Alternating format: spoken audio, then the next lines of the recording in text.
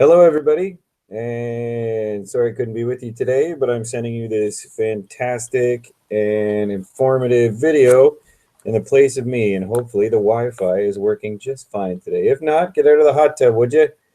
You're taking up the Wi-Fi. Okay, we are looking at the summative, persuasive, and research project that we are doing for our very first summative activity about World War I. Now, the first thing that I would like you to do is find this on your page, which should be at the very top of the classroom page. And chances are you're at the top of the classroom page because you have clicked on this video. We are going to open up the document entitled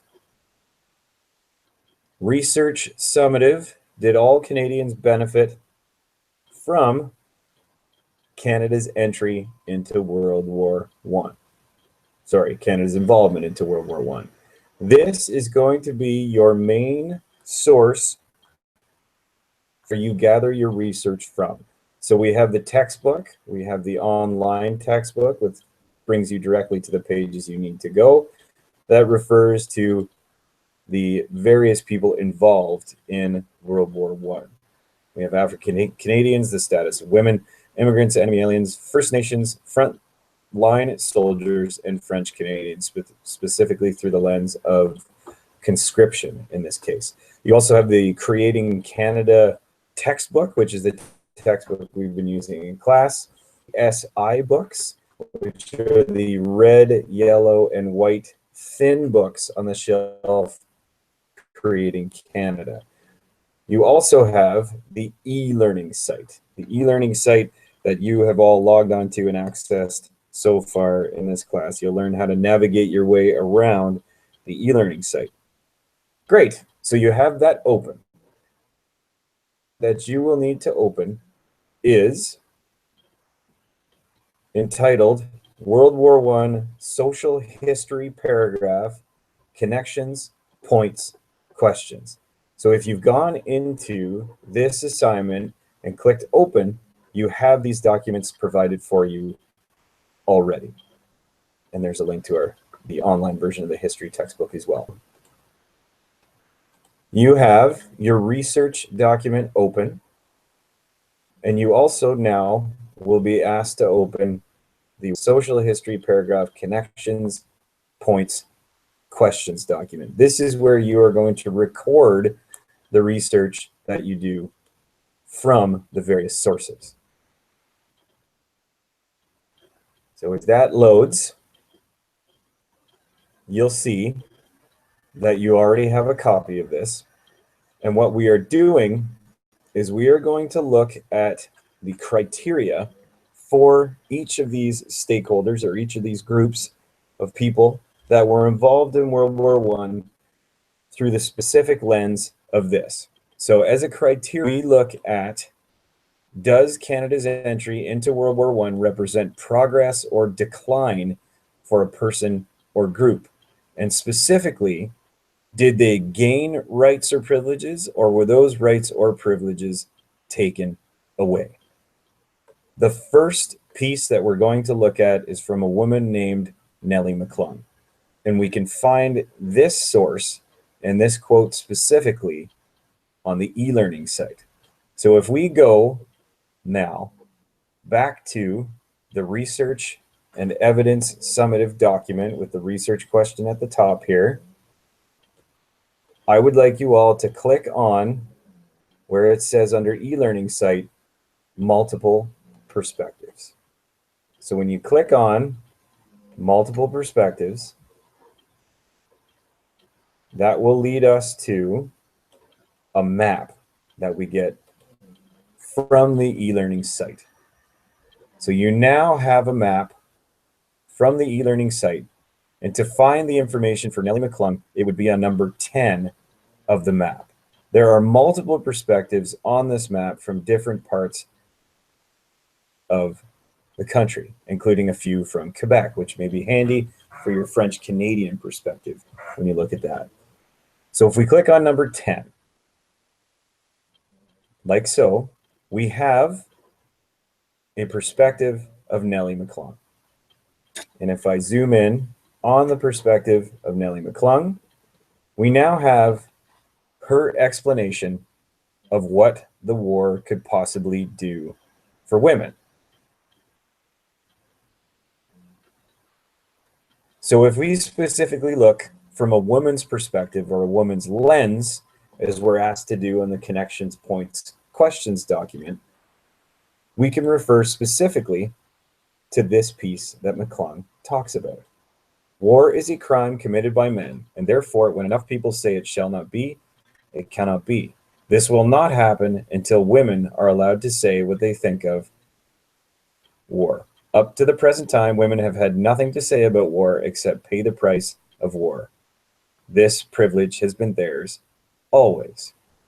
So at the basic level of it, McClung is saying that up to the present time, women have had nothing to say about the war, but they pay the price. And the price meaning that women only lose when that happens.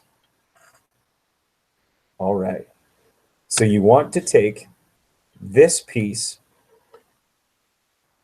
and even this piece here, copy it, Control and the letter C, go back to your connections, points, questions document, which looks like this, and place it under points here. So as you can see, I've copied it and pasted it there. So we know that the person whose perspective is represented is NellieMcClung. She's from Winnipeg, Manitoba, which you can read on the map. And her reaction is listed in the point over here. So McClung comes from a perspective of fighting for women's rights. And she says that this piece here, which I can show you where to find later. So in McClung's opinion, when the war started, women didn't have the right to vote. Up until 1915, when she said this quote, they still did not have the right to vote. So therefore, they did not lose or gain any sort of rights or privileges according to McClung's perspective. Now, if you don't get the point about perspective, I will be back on Thursday and we can go through that together. If all you end up with from today's work is a list of many different people, where they're from, and points and questions, that's fine. We can talk more about this when I get back. All right, so that's the first piece. My expectation is that by the time I get back on Thursday, you will have all of these boxes filled with different representations of perspectives. So in total, 1, 2, 3, 4, 5, 6, 7. 7 different pieces of evidence from first-hand, primary, or secondary sources. Primary sources are preferred. Okay, you may be asking what Peggy means. Now, Peggy is a character that you can find on the e-learning site. So if we go back to our document, which is the Research and Evidence Summative, this is where we do our research. I'll have to show you how to navigate through this. So if you click on the link that says First Nation Soldiers, it will bring you to a page that looks like this, but does not have anything about First Nation soldiers. So what you need to do is click on the next button once, twice, and 3 times in this case, which takes you to a page about Peggy right here.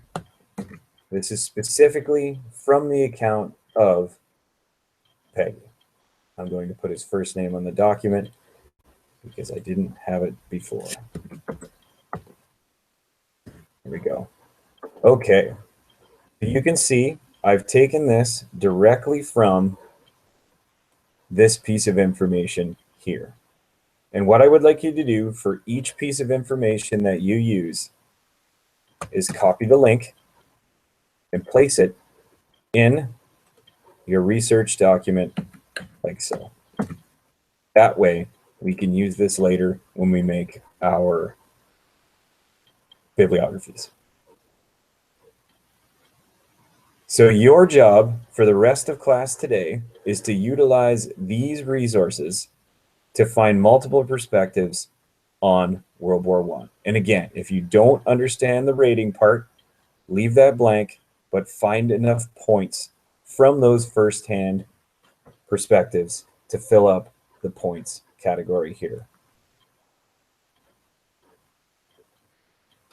Okay, so once again, expectations, at least 7 different pieces here, 7 different pieces to fill this up, and at the very least, a point for each one, the person, the location, and maybe a question that you might still have.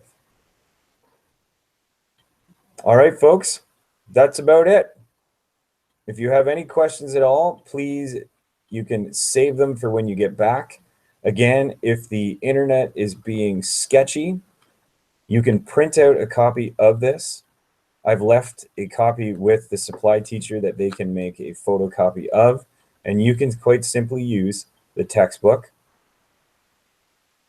and the CSI books before I get back to help fill those different pieces up. All right. I'm sure we are having a wonderful time at Kwasa, and I'm missing you all terribly. And I look forward to seeing you all again on Thursday. Talk to you soon.